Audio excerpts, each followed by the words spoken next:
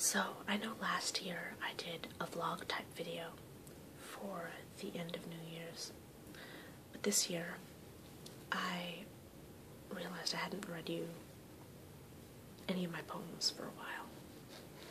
So, I am going to read you 3 poems from this book. And first, I'm going to tell you why I picked those 3 poems. Firstly, it's just because that's where we were in the book. But I picked out poems that sort of fit a certain theme because 2014 was actually a really good year for me.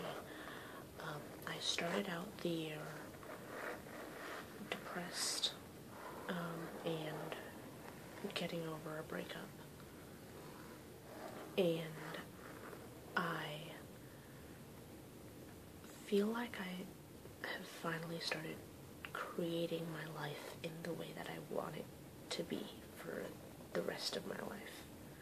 So, the biggest example is that I started graduate school. I'm studying to become a therapist. I met a whole bunch of new friends, some of them, in fact, through grad school. I took up a couple of new hobbies.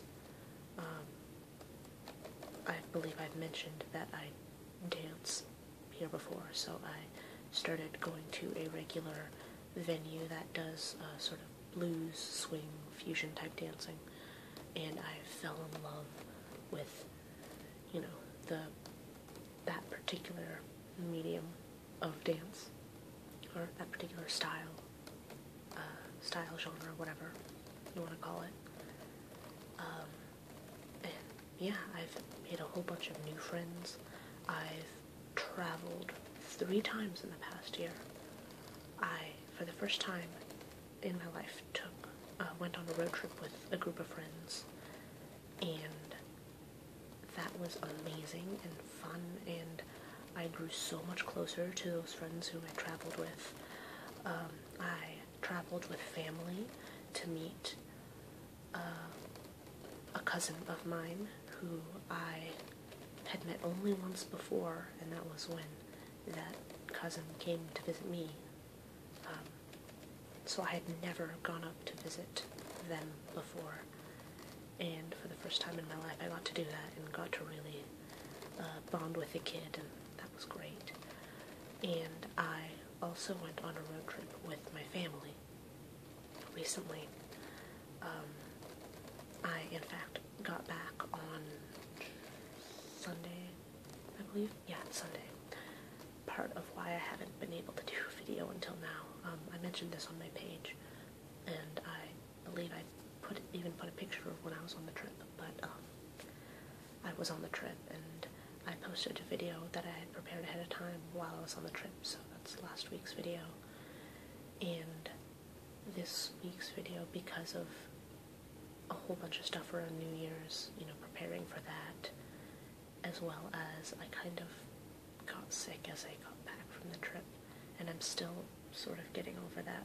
I don't know if my voice sounds any different to you guys, but it does to me. So, I at least wanted to make sure I was well enough that I wouldn't sneeze halfway through the video and, ruin your guys' ASMR. So, hopefully, that'll be good.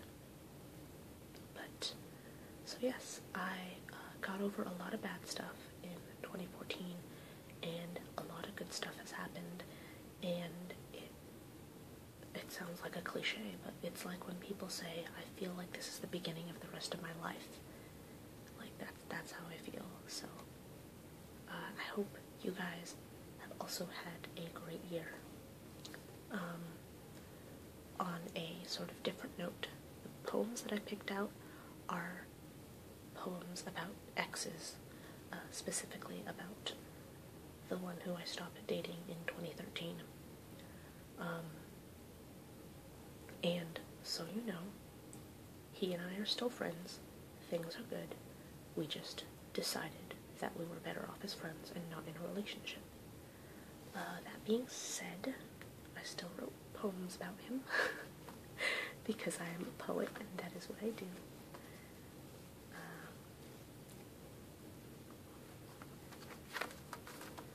And the first one is called Perfect on Paper. God, my handwriting is horrible. Okay, Perfect on Paper. And these were all written, I mentioned before, National Poetry Writing Month in April, where you write a poem a day for the whole month. And these were all written in that time period. And because I was sort of just finished healing in that month, I wrote a bunch of poems about that, but 3 of them were good. So those are the 3 that I'm going to read to you today. Perfect on Paper. You were perfect on paper, but practice got messy.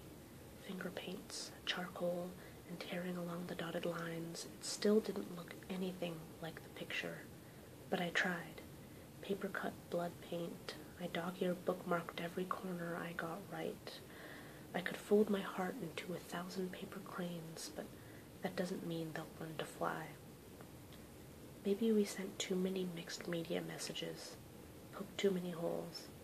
This time, we start from scratch. I think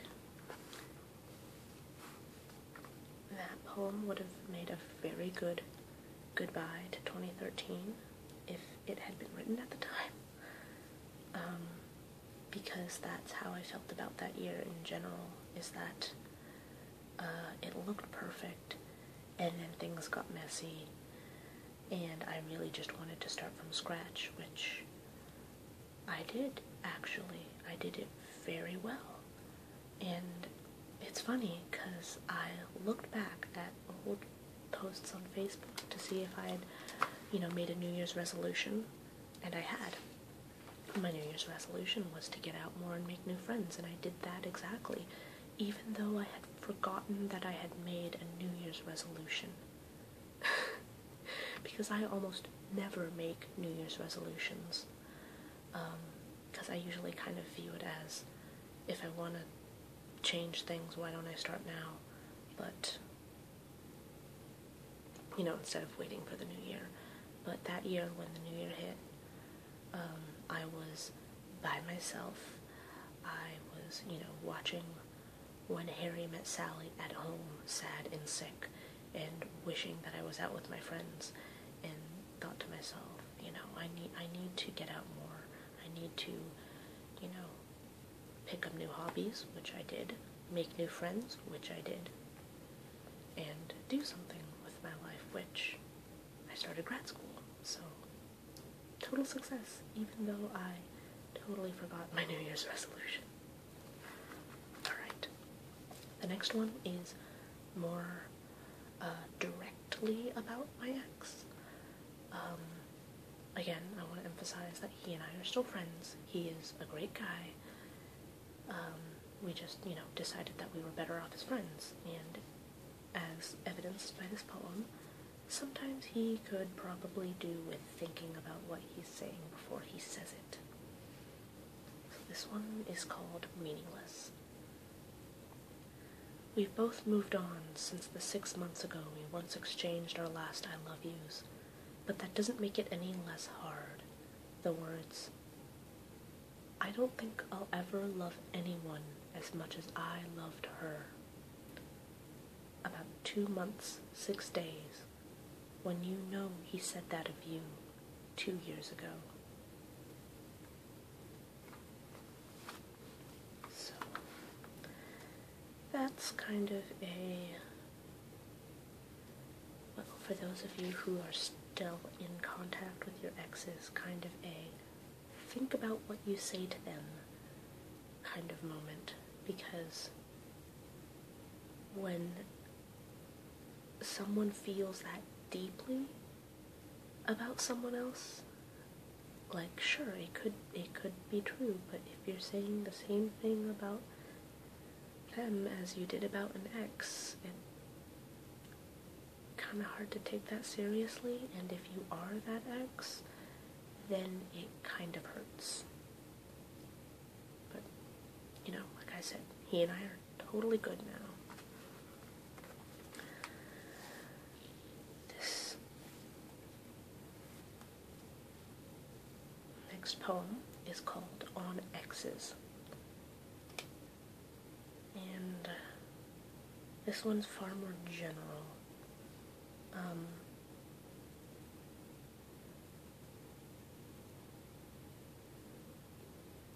And it sounds really bad. Like I mentioned, I am still friends with that one ex. I don't want to go into details about a lot of this because this poem was actually, bits of it were more inspired by a breakup my friend went through and how me and her and a bunch of our friends just completely wanted him out of our lives after their breakup, just because of what he was like and how he handled it and what he did and a lot of things. So looking back over this poem, I might have been mad at my ex, but not this mad. Let me just read it. I now understand why they call them exes. It's because you're red, like the ones I'd mark on my calendar. Each day I'd put behind me, each victory and mistake I would never get back. You were also sometimes brown, 2 sticks crossed in the sand. Dig here, promises of treasure where there was none. Most of all, though, you were invisible. A chill up my spine, X marks the spot with a circle and a dot. You made the hairs on my neck stand, reaching, grasping for something, same way I was with you. But then again, that's why they call them exes, because I've crossed you out of my life, and I'm through.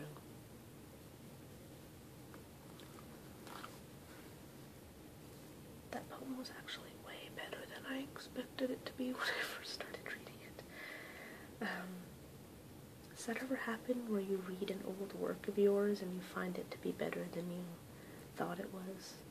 Or in some cases it's worse than you thought it was, and you remember it being some masterpiece and you reread it and you're like, what is this?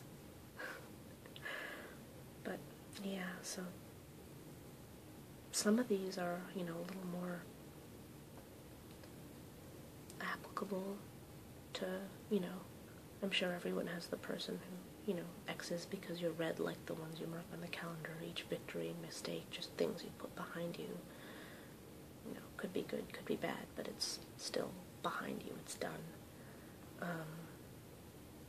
Or, you know, some people do view exes as the, you know, 2 sticks crossed in the sand, digging promises of treasure, particularly for the people who date with the perspective of this might be the person I marry someday.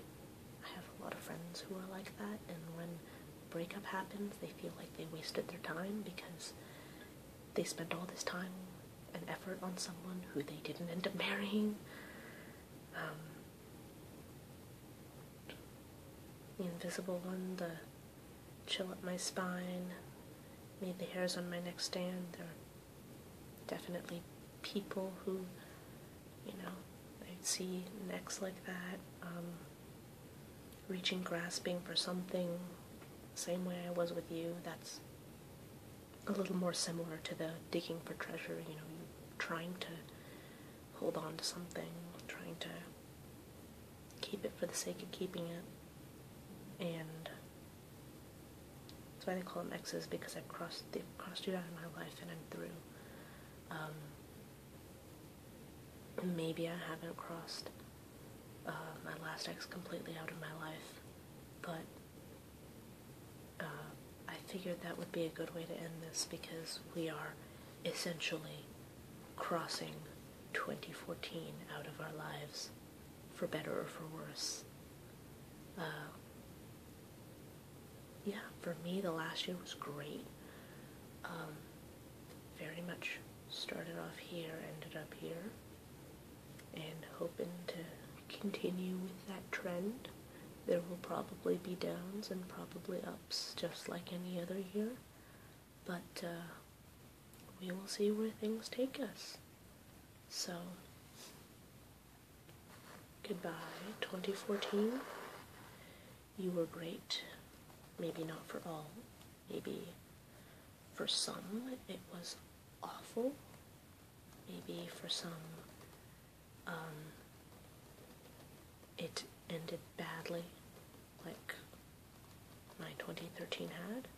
And maybe for some you feel better off. But now we will turn over a new leaf and start afresh on a blank canvas.